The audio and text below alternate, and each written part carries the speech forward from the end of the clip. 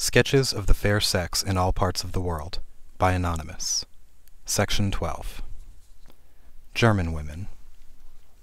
Of all the German females, the ladies of Saxony are the most amiable. Their persons are so superiorly charming and preferable in whatever can recommend them to be notice of mankind, that the German youth often visit Saxony in quest of companions for life. Exclusive of their beauty and comeliness of appearance, they are brought up in a knowledge of all those arts, both useful and ornamental, which are so brilliant in addition to their native attractions. But what chiefly enhances their value and gives it reality and duration is a sweetness of temper and festivity of disposition that never fail to endear them on a very slight acquaintance. To crown all, they are generally patterns of conjugal tenderness and fidelity. As they are commonly careful to improve their minds by reading and instructive conversation, they have no small share of facetiousness and ingenuity. From their innate liveliness, they are extremely addicted to all the gay kind of amusements. They excel in the allurements of dress and decoration, and are, in general, skilful in music. The character, however, of the women in most other parts of Germany, particularly of the Austrian, is very different from this. Notwithstanding the advantages of size and make, their looks and features, though not unsightly, betray a vacancy of that life and spirit, without which beauty is uninteresting, and, like a mere picture, becomes utterly void of that indication of sensibility, which alone can awaken a delicacy of feeling. As their education is conducted by the rules of the grossest superstition, and they are taught little else than set forms of devotion, they arrive to the years of maturity, uninstructed in the use of reason, and usually continue profoundly ignorant the remainder of their days, which are spent, or rather loitered away, in apathy and indolence. The principal happiness of the Austrian ladies of fashion consists in ruminating on the dignity of their birth and families, the antiquity of their race, the rank they hold, the respect attached to it, and the prerogatives they enjoy over the inferior classes, whom they treat with the utmost superciliousness, and hold in the most unreasonable contempt. In the meantime, their domestic affairs are condemned to the most unaccountable neglect. They dwell at home, careless of what passes there, and suffer disorder and confusion to prevail, without feeling the least uneasiness. Great frequenters of churches, their piety consists in the strictest conformity to all the externals of religion. They profess the most boundless belief in all the silly legends with which their treatises of devotion are filled, and these are the only books they ever read. The coldness of their constitution occasions a species of regulated gallantry, which is rather the effect of an opinion that it is an appendage of high life than the result of their natural inclination. It must, at the same time, be allowed, that the Austrian women are endowed with a great fund of sincerity and candor, and though too much on the reserve, and prone to keep at an unnecessary distance, are yet capable of the truest attachment, and always warm and zealous in the cause of those whom they have admitted to their friendship. Though the Germans are rather a dull and phlegmatic people, and not greatly enslaved by the warmer passions, yet at the court of Vienna they are much given to intrigue, and an amour is so far from being scandalous, that a woman gains credit by the rank of her gallant, and is reckoned silly and unfashionable if she scrupulously adheres to the virtue of chastity.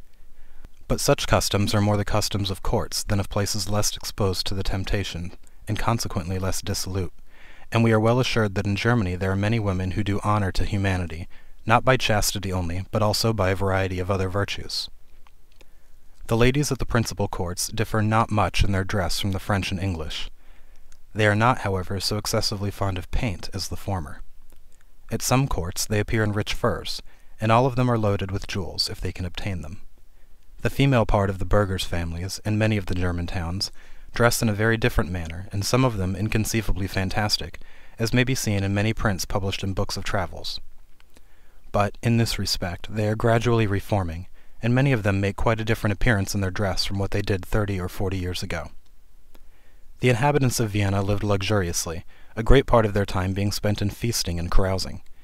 In winter, when the different branches of the Danube are frozen over, and the ground covered with snow, the ladies take their recreation in sledges of different shapes, such as griffins, tigers, swans, scallop shells, etc. Here the lady sits, dressed in velvet lined with rich furs, and adorned with laces and jewels, hanging on her head a velvet cap. The sledge is drawn by one horse, stag, or other creature, set off with plumes of feathers, ribbons, and bells. As this diversion is taken chiefly in the night time, servants ride before the sledge with torches, and a gentleman, standing on the sledge behind, guides the horses. A view of matrimony in 3 different lights. The marriage life is always an insipid, a vexatious, or a happy condition, The first is, when two people of no taste meet together, upon such a settlement as has been thought reasonable by parents and conveyancers, from an exact valuation of the land and cash of both parties.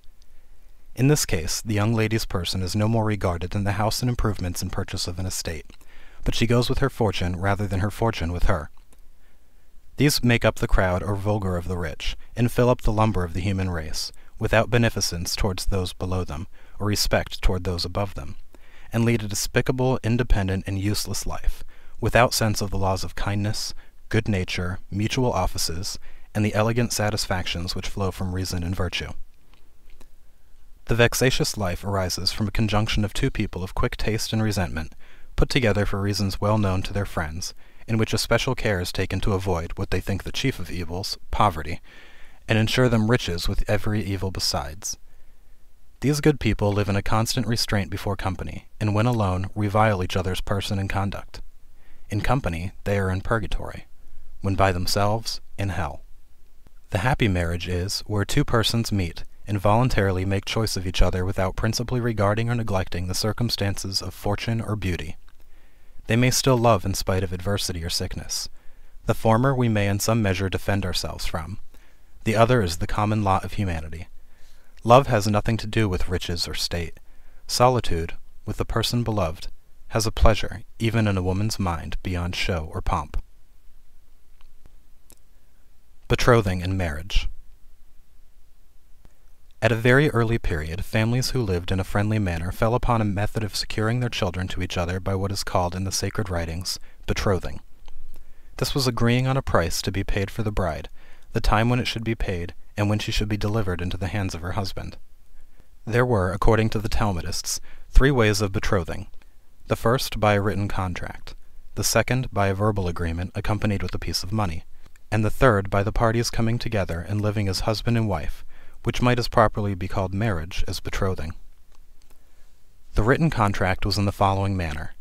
On such a day, month, year, A, the son of B, has said to D, the daughter of E, "Be thou my spouse, according to the law of Moses and of the Israelites, and I give thee as a dowry the sum of 200 sisums, as is ordered by our law."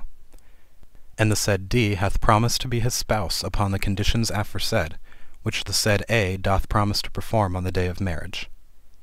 And to this the said A doth hereby bind himself and all that he hath, to the very cloak upon his back, engages himself to love, honor, feed, clothe, and protect her, and to perform all that is generally implied in contracts of marriage in favor of the Israelitish wives. The verbal agreement was made in the presence of a sufficient number of witnesses, by the man saying to the woman, "Take this money as a pledge that at such a time I will take thee to be my wife." A woman who was thus betrothed or bargained for was almost in every respect by the law considered as already married. Before the legislation of Moses, marriages among the Jews, say the rabbis, were agreed on by the parents and relations of both sides. When this was done, the bridegroom was introduced to his bride.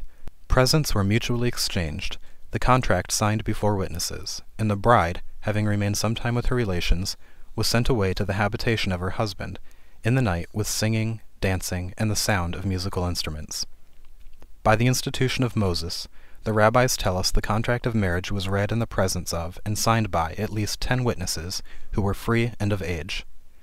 The bride, who had taken care to bathe herself the night before, appeared in all her splendor, but veiled, in imitation of Rebekah, who veiled herself when she came in sight of Isaac.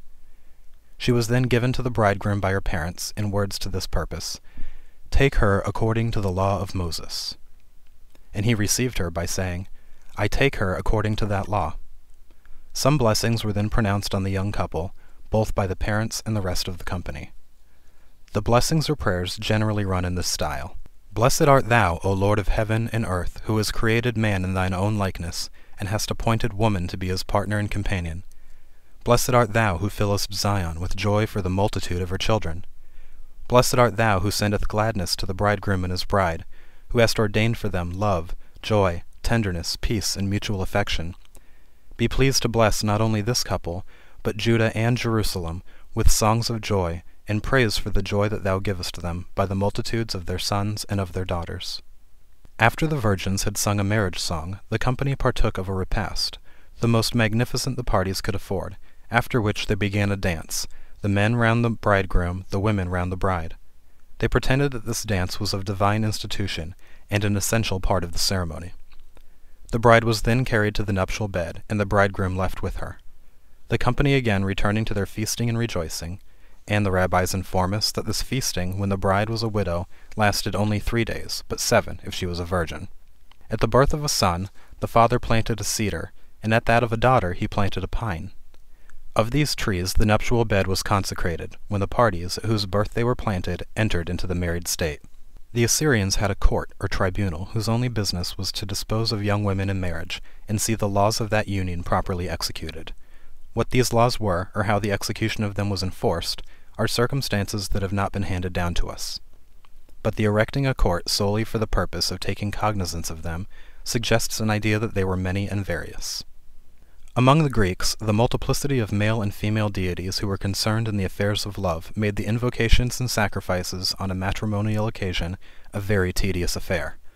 Fortunate omens gave great joy, and the most fortunate of all others was a pair of turtles seen in the air, as those birds were reckoned the truest emblems of conjugal love and fidelity.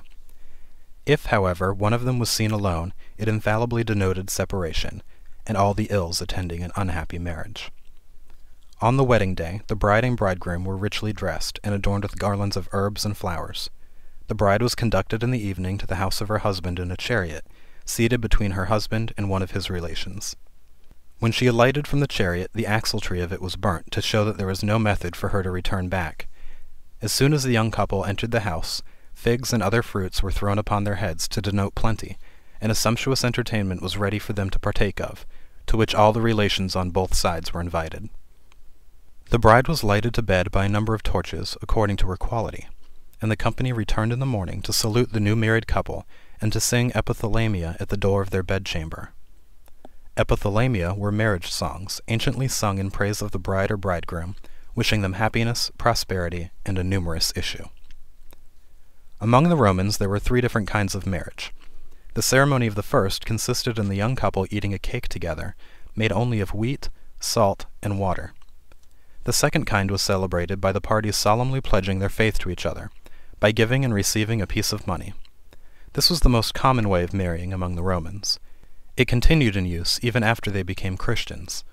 When writings were introduced to testify that a man and a woman had become husband and wife, and also that the husband had settled a dower upon his wife, these writings were called tabulae dotalis, dowry tablets, and hence, perhaps, the words, in our marriage ceremony, I thee endow. The third kind of marriage was, when a man and woman, having cohabitated for some time and had children, found it expedient to continue together. In this case, if they made up the matter between themselves, it became a valid marriage, and the children were considered as legitimate. Something similar to this is the present custom in Scotland. There, if a man live with and have children by a woman, though he do not marry her till he be upon his deathbed, all the children are thereby legitimated, and become entitled to the honours and estates of their father. The case is the same in Holland and some parts of Germany, with this difference only, that all the children to be legitimated must appear with the father and mother in church at the ceremony of their marriage. End of section 12. Recording by Tim Ferreira. Sketches of the Fair Sex in All Parts of the World by Anonymous. Section 13. Female Friendship. It has long been a question, which of the 2 sexes is more capable of friendship? Montaigne, who is so much celebrated for his knowledge of human nature, has given it positively against the women, and his opinion has been generally embraced. Friendship, perhaps, in women is more rare than among men, but, at the same time, it must be allowed that where it is found, it is more tender. Men, in general, have more of the parade than the graces of friendship. They often wound while they serve, and their warmest sentiments are not very enlightened, with respect to those minute sentiments which are of so much value. But women have a refined sensibility, which makes them see everything. Nothing escapes them.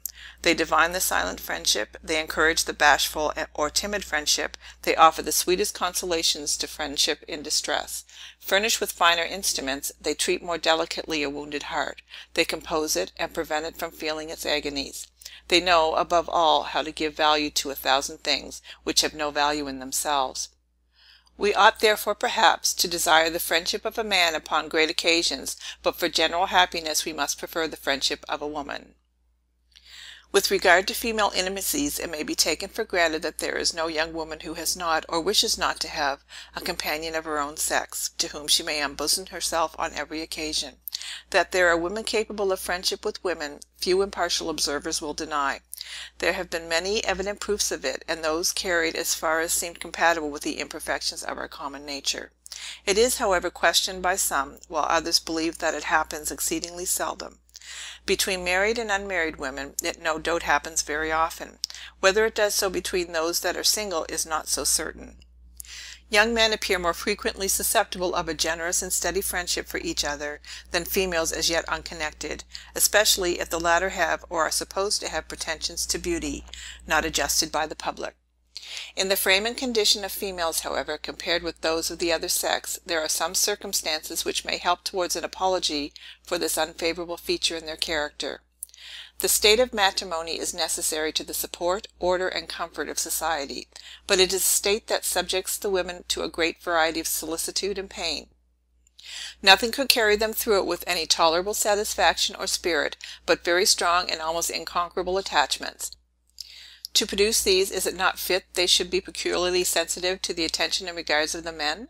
Upon the same ground, does it not seem agreeable to the purposes of Providence, that the securing of this attention and these regards should be a principal aim? But can such an aim be pursued without frequent competition? And will not that too readily occasion jealousy, envy, and all the unamiable effects of mutual rivalship?